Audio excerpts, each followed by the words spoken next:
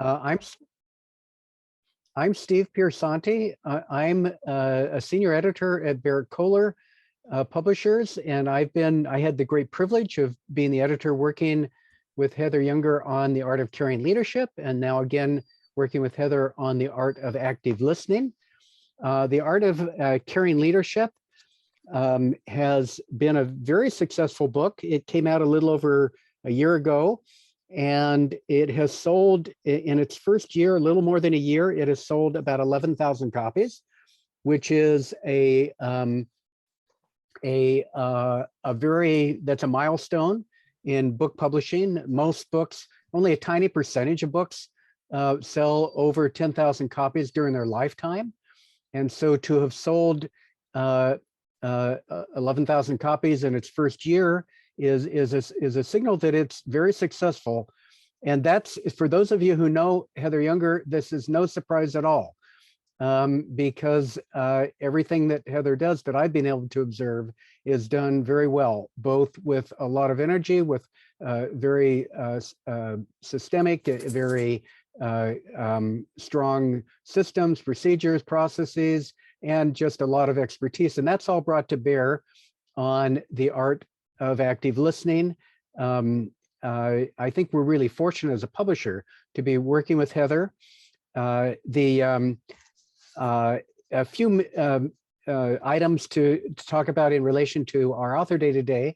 This is part of a full day that's devoted to launching Heather's new book. It includes editorial meetings, design and production meetings, sales and marketing meetings. And the highlight of the day is this presentation of Heather about her book. And as you we'll try and leave the last 10 or 15 minutes for Q&A. And so if you have questions, post them in the chat. I will monitor the chat. And then when we get to the Q&A period, I'll select from the questions that are posted and ask them. Please mute your mics. And now when we get to the top of the hour, we'll finish right at the top of the hour. But those of you who wish to will be able to stay on after the top of the hour and chat with Heather with your mics, unmuting your mics for another 10 or 15 minutes if you wish to do so. We appreciate the many guests that are here, as well as Barrett Kohler staff members. And with that, I will now turn the time to Heather.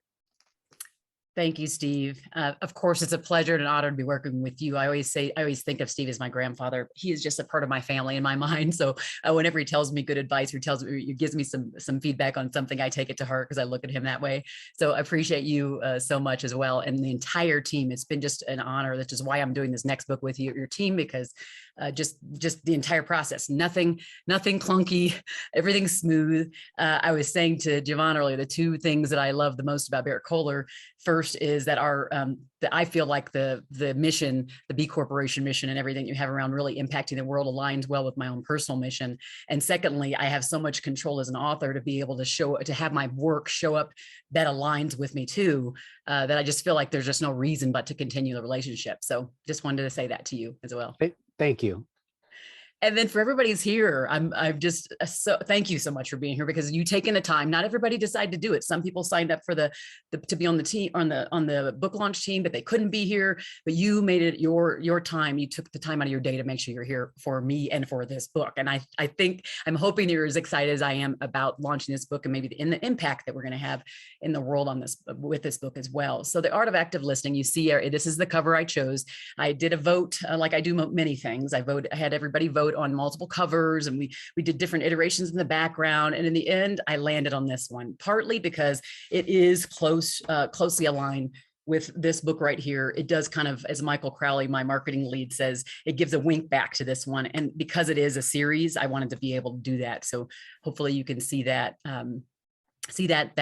connection. Also, the colors of the book, actually, you'll see through the presentation, I use some of those already in all of these actually in both of my websites, employeefanatics.com and heatheryounger.com. So it was a way for me to blend just the branding that I already show up as in the world and how the firm shows up as in this next book. And then we'll see what the future books have in store, but that's where we're at right now. So again, just thank you so much for being here. That's the first thing. And of course, thank you for Barrett Kohler for just being there to support me along the way. All right. So the backstory for this book, I'm trying to think through why this book, kind of why me, why this book. So some years ago, I was working at a company, and I went into the company leading customer experience and understanding there was going to be a merger of 5 companies coming together. I knew it was going to be complicated. And I also anticipated there could potentially be a layoff somewhere in my future. But I went into it wanting to really make an impact bigger with customers. I knew that there was a process I'd put in place. Well, the merger itself started to produce a culture that was really lacking collaboration. It was seething with mistrust and fear. And I started to feel that culture weigh down on me. And I went to the head of HR because people would come to me saying, what's happening? This person has my title. Am I being fired? No one knew what was happening. Nobody was communicating to the people who were driving the business forward. So I went to head of HR and I said, listen, we have got to do something about our culture. We're lacking. Nobody's talking to anybody. No one's telling us anything. And no one's asking anybody anything. No one's asking the customers what they want. No one's asking the employees what they want. They're just moving forward this merger the way they want to. So I went to her and I said, I feel like we need to do something. And she said, you're right. You should go do something about that. And I was like, what? I'm leading customer experience. Why am I the one to be doing something about this culture? But it made sense because I'd already acted kind of like a cultural ambassador up to that point, uplifting people, whether they reported to me or not. And so I did it. I took her up on this idea and I created an employee engagement council. And I brought people around the table from the different companies who I thought were receptive to really, listening to the other side and trying to think of ways to really break down the walls and the silos.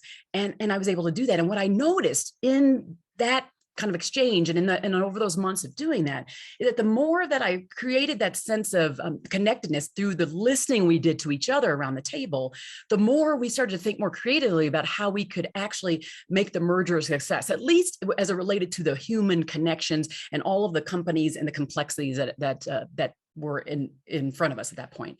So we did that. I started to see things change. We started to do team building activities and other things where we could find out who one another was, what our names were, what we did, our backgrounds. And so some of that stuff started to melt away, the negative anxiety. Unfortunately, the merger didn't go so well and there were layoffs and I was one of them that was laid off out of like 200 people. But I realized in that moment that I personally had needed to be the voice for those who didn't have a voice. That leadership team never asked the customers what they wanted when they were trying to roll out new digital products.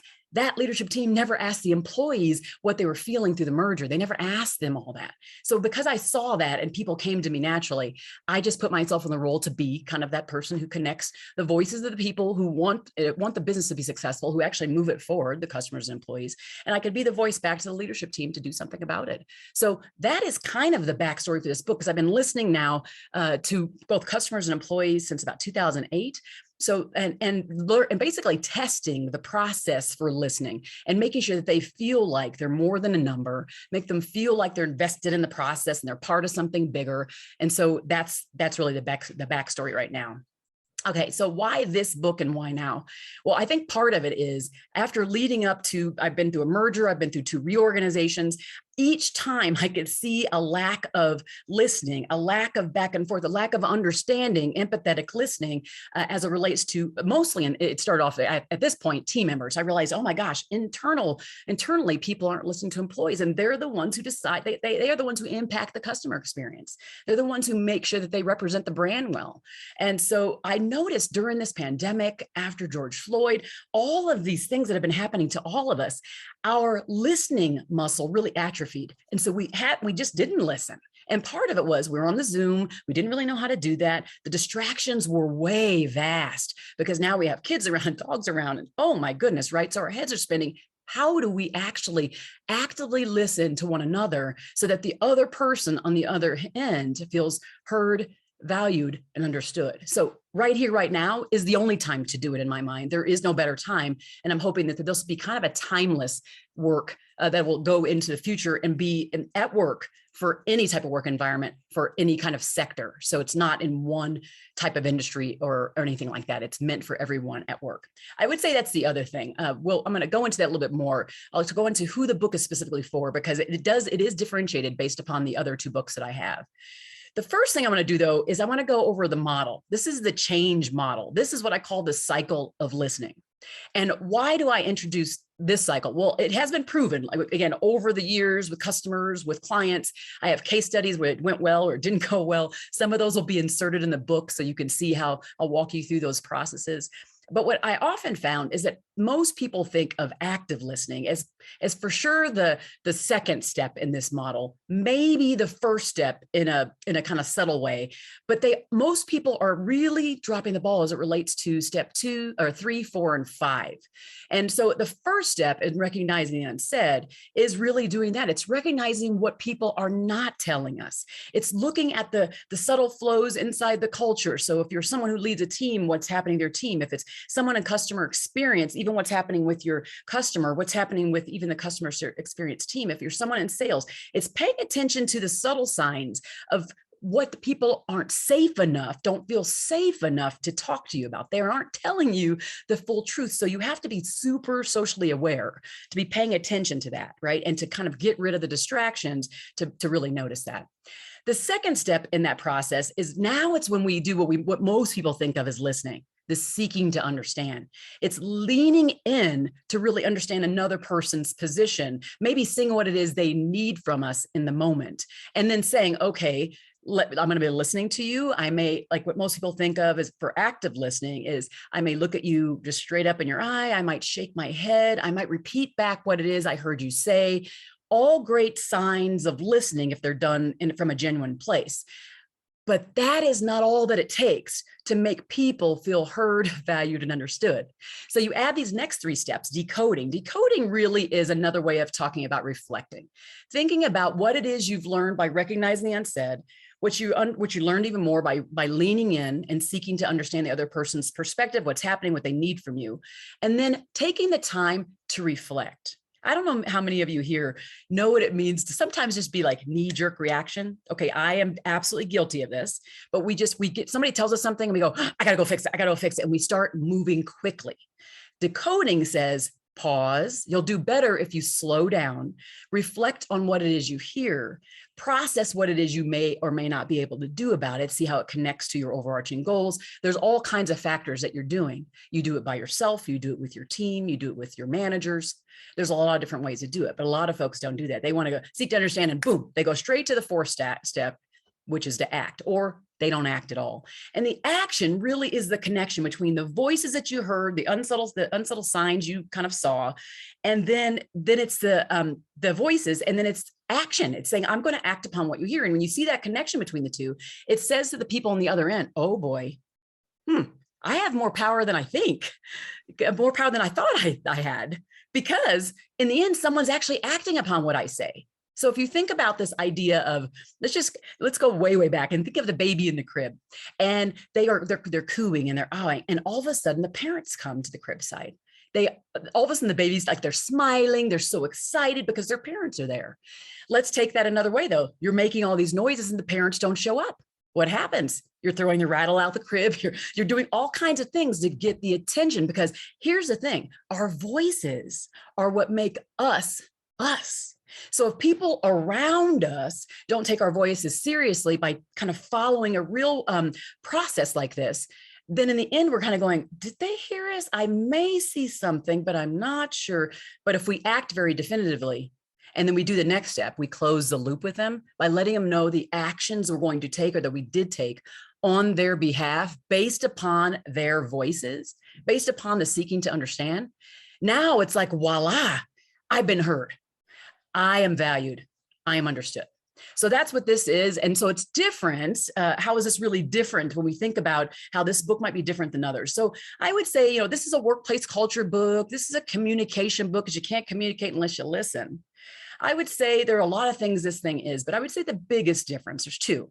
One is I take this concept, the idea that we think of as active listening, and I really lay out how you can do it better. So I'm just showing you how to be better at active listening. And that's the biggest thing. Number two is, aside from being better and showing you the step-by-step process with stories and practical tips to get there, it's also this idea of this book is not about seeing what you can get out of people. So the listening, the whole intent of my book is to what you give to other people. You make them feel valued and heard and understood. You give them the gift of your presence. You're not there to get something from them. Now, having said that, it is still a business book. So we know we have to get things at work. We have to gather what they're saying. We have to know what they need. But in the end, it's not, I'm going to make a sale. I'm going to say this exact things. I want to make this thing happen. That's not really the intent. You're going to get that thing if your focus is making them feel heard, valued, and understood. That is probably the biggest difference in the book. Who's the book for? Well, so if you followed any of my writing or any of my things over time, you know I mostly am speaking to leaders about what they can do for their teams, what they can do specifically for their employees and how they can make them feel cared for and all the things, right? All I'm doing now is I'm taking the chapter in the book in The Art of Caring Leadership, where it talks about creating a culture of listening, and I'm drilling down to show people exactly how to do that through the cycle of listening to get to more fully the idea of really actively listening well. So the book is going to be for now any employee at work. So an employee at work, anybody at work, and how they use that to listen to both their colleagues, their manager, their team members, their customers, their anybody at work. So this could be the executive to their board. This could be customer service to their customer. This could be sales to a prospect. This is the leader to the employee. It is specifically focused on workplace, because that's what I do. And it doesn't have leader in it or an employee in the title and subtitle, because I'm specifically and intentionally trying to be more inclusive. And who needs to do this? And this is why. Let me tell you why. So over this last, let's say, years, every time I'd go to talk and I would say like something about leadership or employee loyalty or caring leadership, I would see people's eyes kind of check out when they didn't have a manager title. And I got to the point where I was like, wait a second, caring leadership applies to everybody. And so does active listening. So why limit it just to those who lead other people from a title perspective? Because we all lead other people, let's be clear. But in this case, how do we then show up to help people feel heard, valued, and understood? So the book is for everybody at work. So that's kind of the exciting thing, because we all can use it and we can hand it to other people, and no one is excluded from the need to show up in this way.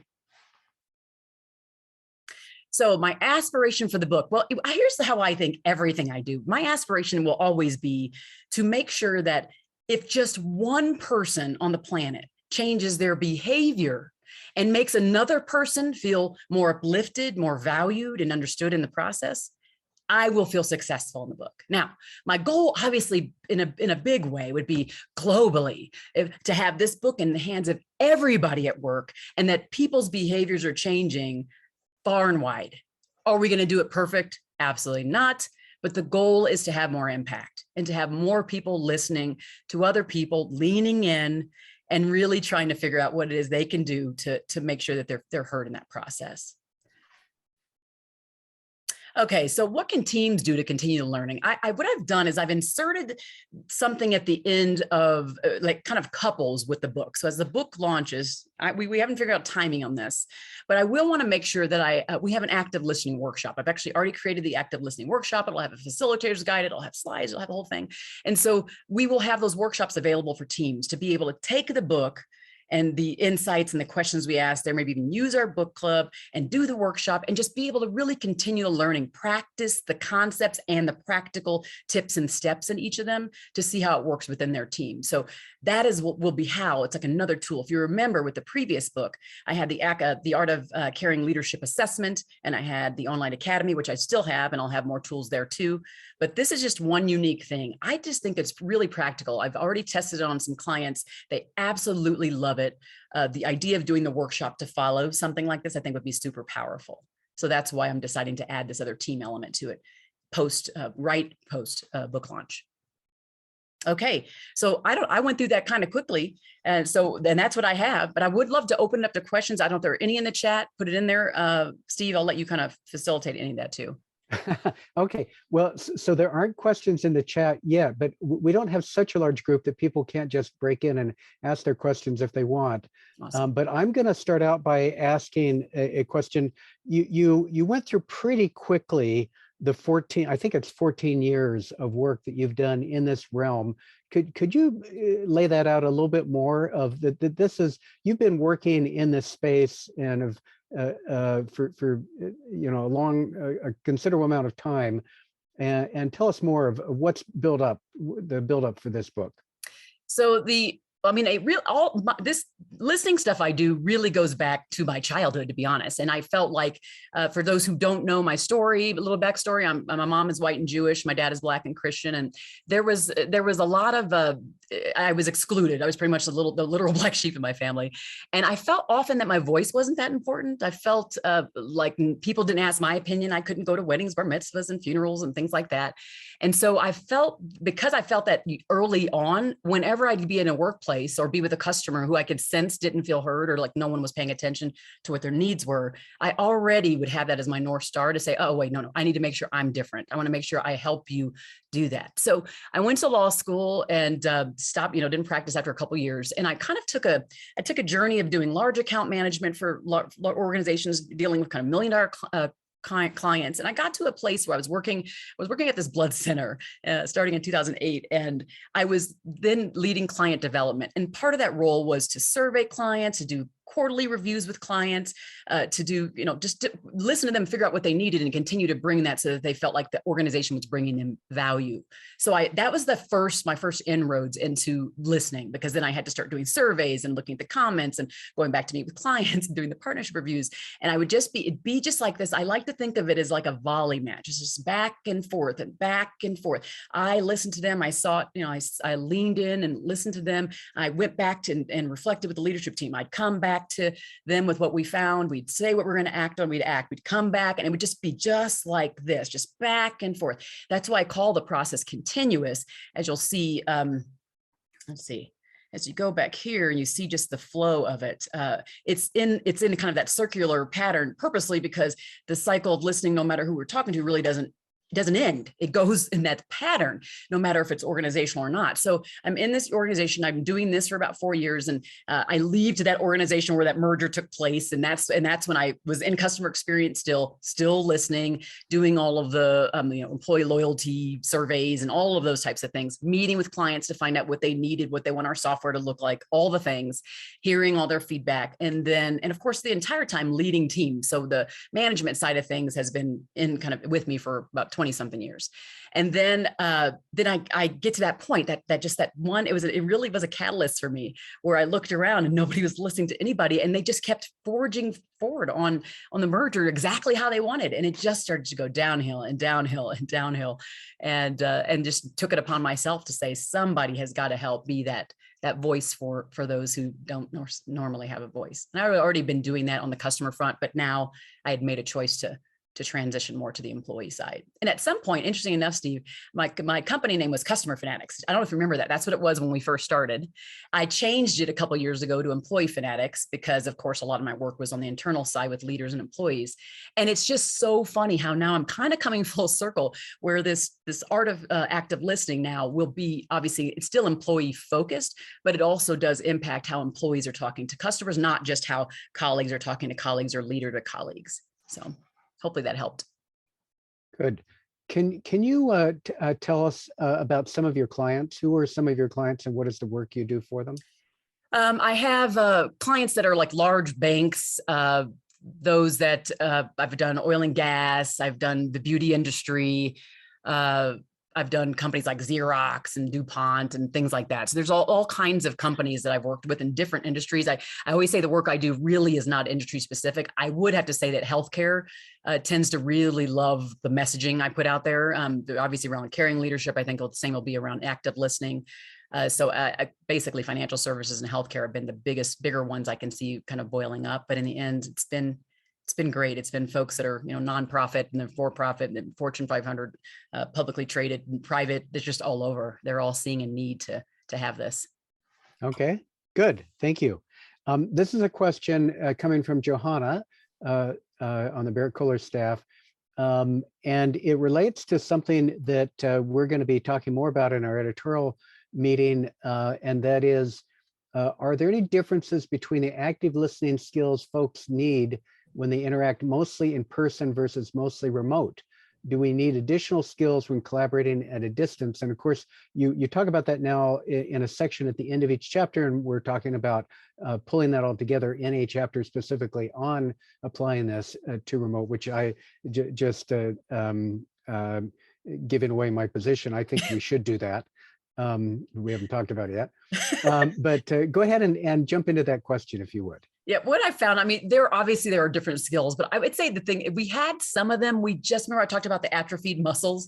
We already had some of that before. And when we were in person, we didn't have to exercise it, but it's this idea of fully being present and removing the multitasking, the need to multitask, the distractions, the idea of saying, I'm going to pull down my laptop lid if somebody is in my office. If it's just you in the office, I'm going to close out my email. I'm going to turn off my cell phone and put it upside down and put it far away from me. I'm going to close my door and put a note on the door that I'm not available right now because I'm on a phone call, right? I'm going to do all the things that says to you, I'm here for you. I'm going to look, obviously one of the things would be looking right here, like I am with you right now. I'm looking at you purposely because I want you to know I'm talking to you, right? So those are the kind of things. You just have to, the things you already maybe did when you're in person, you just do a little bit more. You have to accentuate it some more. So like, for example, if you are, if it's your team and you have that meeting that's scheduled each time, you would do the things I just said, which is we're trying to remove the distractions and maybe have some, one of my friends that's on here now, Morag, she's on here. She does a lot of fun things. So trying to find ways to engage people on the screen, either it's through technology or just little games you do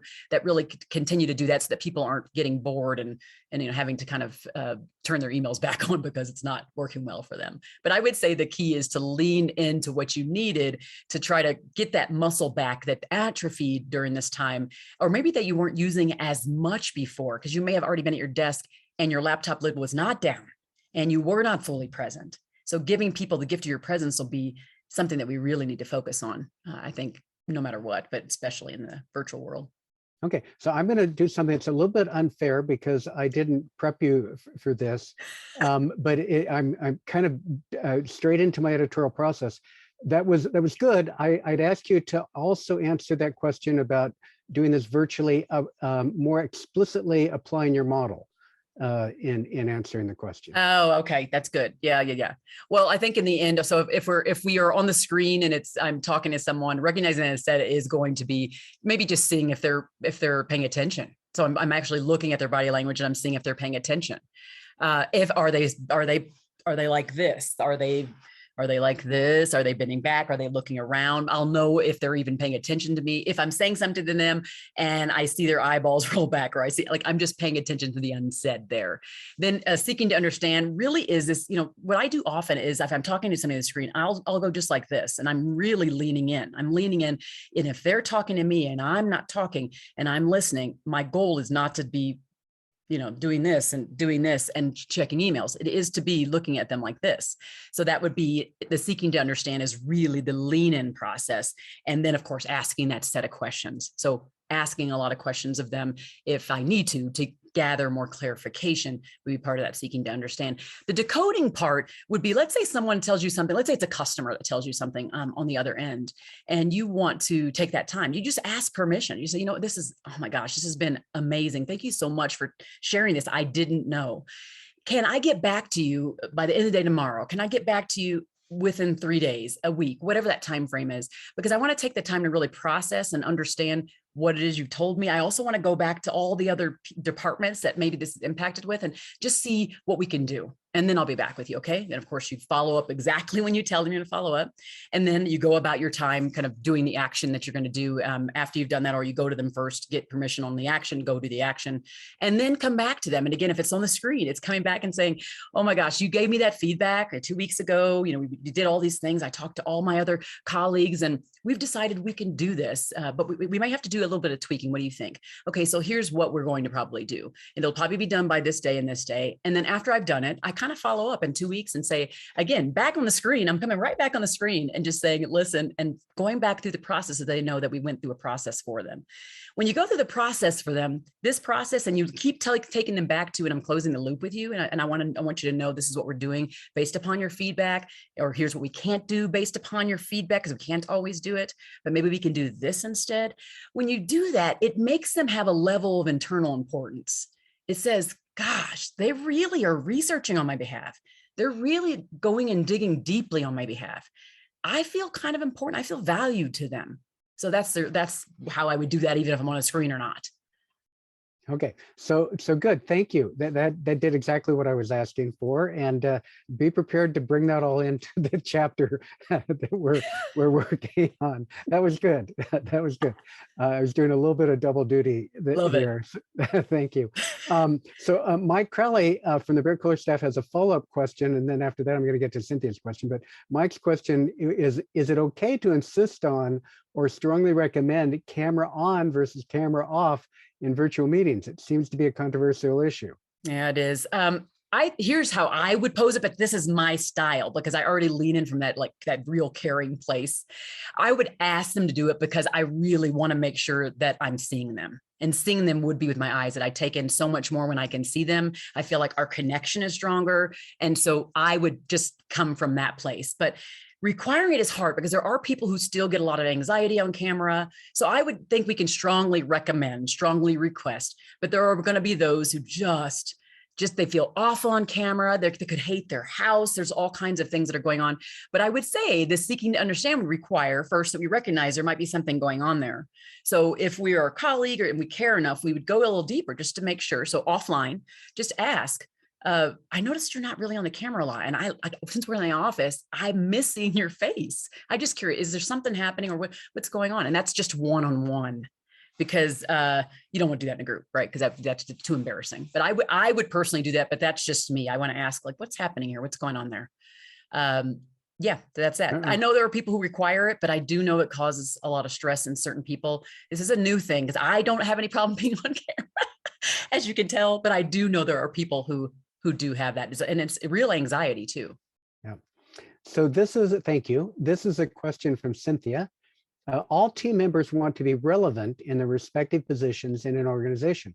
As a leader, it can be a frustrator to have a conversation with a corporate person or owner who may hear what one has to say, but because their mindset is not aligned with the individual, nothing gets done. One doesn't feel valued or appreciated.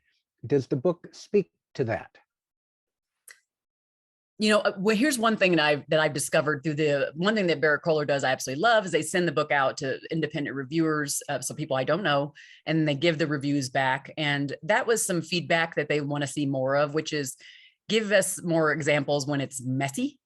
And that's what we intend to do. We're gonna make sure we address more of the times when there's complications in the relationships and how to really work through this process.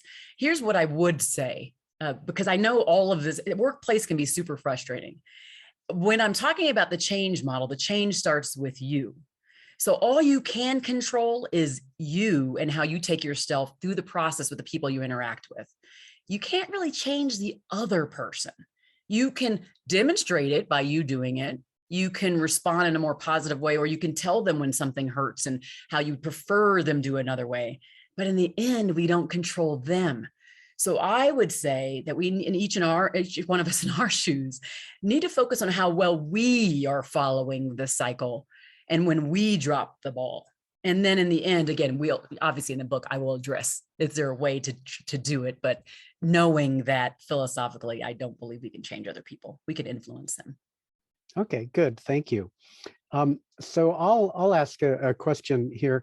It's pretty obvious to anyone who is with you for even 20, 30 minutes, as we've been, that you have a lot of energy. You famously said in the early, when we were first considering your first book, I'm not afraid of the hustle, and that has become within Barrett Kohler kind of a monikers that we see that in you. But what I've discovered, and I think we've discovered, is that you also build a team around you, and it's not just a one-person show. That you create systems, you build a structure, and people to help. So can you describe that a little bit of who's your team, and who's doing what on this book? I don't want to. I'm not gonna. I can't. Let me see if I can get him up here on the screen, but I'm not sure if I can. Let's see.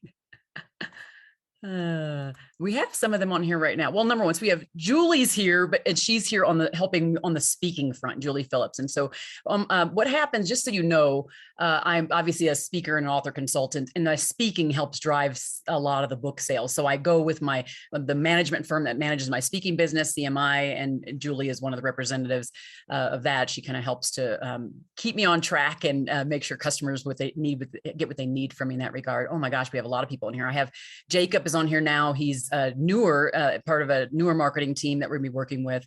And I can't, it's hard for me to see who else is on here. Ashley might be here too. Another Ashley. I've discovered I'm working with 3 Ashleys. I have my internal Ashley, which love her, and I'm going to talk about her in a minute. There's Ashley, who was helping with the book cover. It's beautiful. And then there's Ashley now, that's part of another marketing firm I'm working with that will be helping on Employee Fanatic side and even some of the book launch stuff too. Then we have Nikki. Nikki, most people who work with me know I've been with her for a couple of years. She's been with me. We worked together for a couple of years. And Nikki has acted as the outsourced marketing director for my business for the last couple of years. And she helps a lot with getting another set of eyes. She's amazing at the copywriting and editing. So really being able to make sure that the copy is in my voice. So she and I work together. She puts her hand on it. I put my hand on it. And then what I do is I open it up to the other amazing people on my team. And that would be Ashley Rivera, Hathaway, Lauren. I think she's not on here yet. So I've got several people whose hands are in this, and this is a little bit different from the last book I had. It was Nikki and I mostly did the writing, and she did all the stuff with the emails. And this time it's a whole big team effort. So we get our hands in it, and it's like, okay, 3 or 4 people, hop into the document, see if there's some gaps, see what is missing. So it's kind of in Heather's style. I want to be inclusive. I want to make sure that there's feedback inserted, and I don't get hurt feelings. I want it to be the best thing possible because I want impact to happen globally. So that's how we do it. But yeah, it's a team thing, very much so. Good, thank you. Yeah, that's yeah, and that's become evident to me, and I think for others, Barrett Kohler, who work with you, and that's great that you're doing that. I believe that most of your clients, most of your work is in the United States, but we do have a Japanese edition of your book, and there might be another language or two, I'm not sure. But could you talk a little bit about any international work that you do, either clients or speaking or anything international? We're going to be trying to do a little bit more of that, venturing out for speaking a little bit more internationally this year. I've done Brazil. That's Brazil, meaning I've actually traveled to Brazil. I did that in 2019. And then I've done some talks. I'll do one in a few weeks for a Mexican client. And so it'll be translated, and that's virtual. And then I've done French Canadian. So I've done ones that are, in global and Dubai and all that, but it's been mostly virtual. The travel has only been just to the one country in Brazil. So we'll be trying to do a little bit more of that in these next couple of years, a little bit more global work. But it's interesting because I get people reaching out I had somebody reach out to my email, just say, I can't make it today. And, but I've read every single one of your books. I can't wait for this one. And I never even knew who this person was, but she'd been on my email for years now, since the first book. So I was pretty impressed. And then even I remember Dirk, you were talking about that one time on my podcast, and your daughter, I think she's in Switzerland, if I remember right. And she was saying how much she would remember the podcast, how much she loved it. And then I ended up interviewing him, and he's from Germany. And I remember you saying, oh my gosh, I said, what? Like somebody in Switzerland. So it's so cool to see that different people in all parts of the world are really taking hold of the content, the concepts, and taking it to heart. So. Yeah, and so kind of a follow-up question on that. Sarah Nelson on the Barrett Kohler marketing staff asks, have you found that body language of active listening differs internationally? And I'm going to add to that, just generally, how well do these concepts apply internationally? Well, here's what I can say, because I haven't done a ton of research internationally on this. I can say that when I've used this with clients whether I'm doing keynotes or whatever it is, I always get rave reviews, whether they're in Dubai and they're in India, wherever they're at. They don't take kind of my own body language. So as I talk about that lean in concept or looking right at the camera concept, in the end, I haven't had anybody say it hasn't worked, but have I gone researched it in other countries? I have not. I would say no matter what, the caring leadership stuff, I get people from all over the world that reach out to me on that. And it has culture of listening in there, maybe not as tactically. And they seem to really, people are seeming to love it. So I'm pretty happy with it. We'll see how it goes over time. If we need to do multiple editions of this, I'm sure Barrett Kohler will help with that. If we need to update it as maybe there's something in there that is off. And I think with all the eyes we have on it between the BK staff and my team, and maybe some other outside reviewers, I'm hoping we'll cover most of the bases with this. Okay, good. Thank you. The cycle of listening, which is at the heart of this book, and the book is really built around it with a chapter on each of the steps. How long have you been using this cycle of listening? And could you said in your presentation that you were creating or maybe already have created some programs to go along with that, training programs to go along with that? The cycle of listening it really has evolved. It's one of those things that is a perfect practice makes perfect on my end with other clients, whether on the customer front, externally to the organization I work for example, or internally. So it started early on on the customer experience side, and I would see the effectiveness.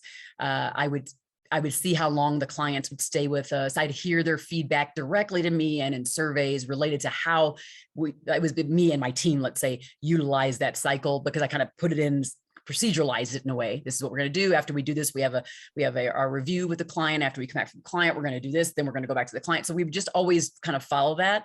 And then when I got to the internal side, I was doing customer experience in that merged environment. We used it there too, but then I kind of flipped it again afterward and started with employee side. I just discovered I was Net Promoter certified. We talked about this earlier, and Net Promoter really is a gauge of it was customer loyalty. How likely are they to recommend you, stay with you? I'm sure Trent, you know stuff about this because a hotel, a lot of people know about this.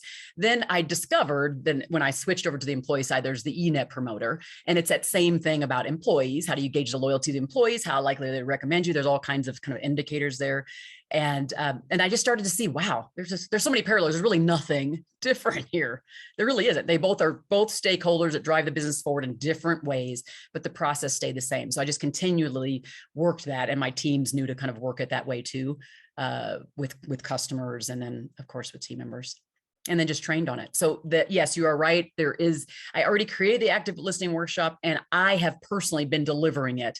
When it comes to launch, there'll be other people extensive, maybe not me, but extended outside of my team that will either be certified or I'll trust them to actually deliver the workshops to make sure that we can get more and more people doing it. Because obviously I just one lady and I can't do it all by myself.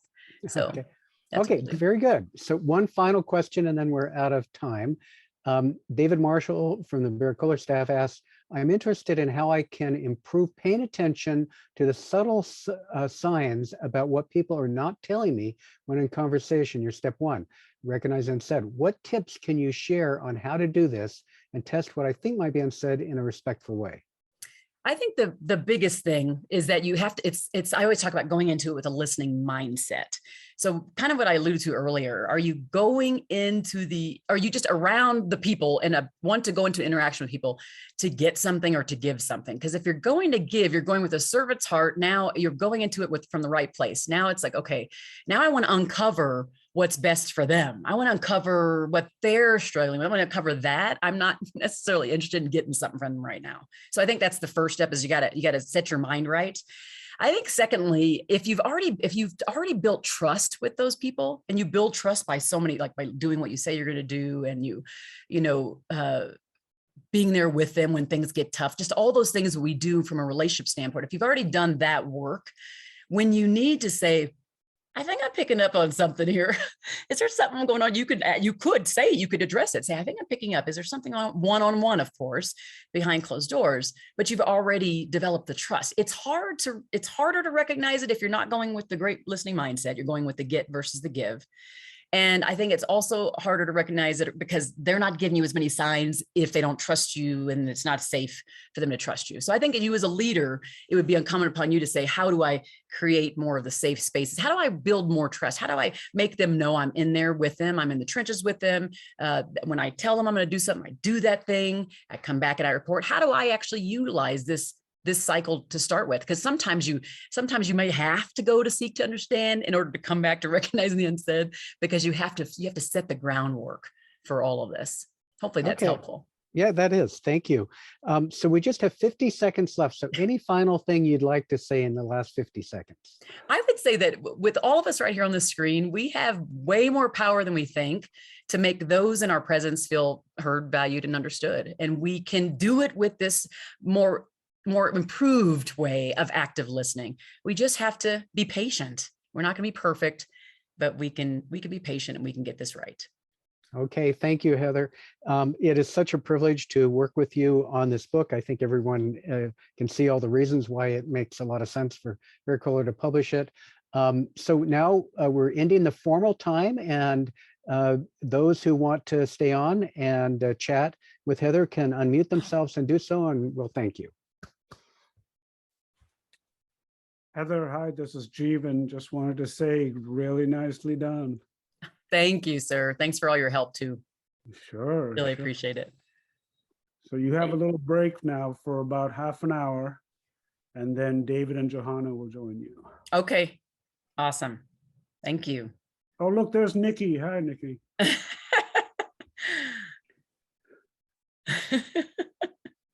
You're muted. Hey, Rich. That old chestnut. How are you, Jeevan? Nice to see you. All right. Good to see you again.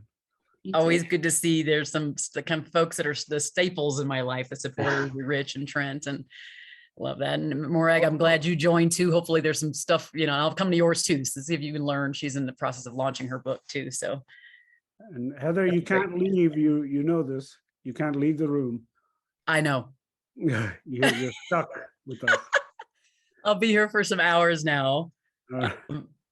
But great. I mean, this is awesome. Thank you, Javon. I appreciate it. Of course. Well done, Heather. Thank you, Steve. Good questions. Thank you for the questions. This is awesome. All right, thank you. All right. Yay. Bye. Yes. Congratulations, Heather. Great launch again. So Thank I'm really you. excited for you. Thank you. Always glad to see your face here. And yeah, it's kind of cool.